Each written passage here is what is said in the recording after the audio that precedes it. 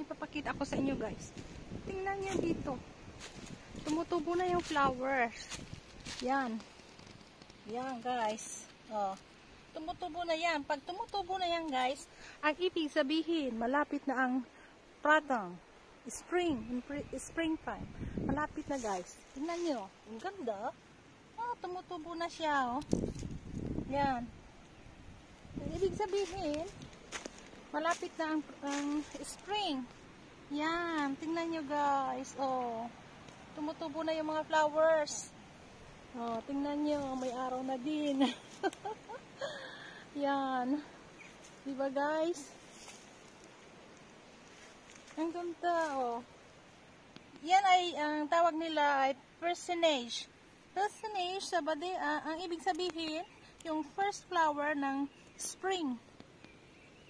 Yan. Ang ganda, guys.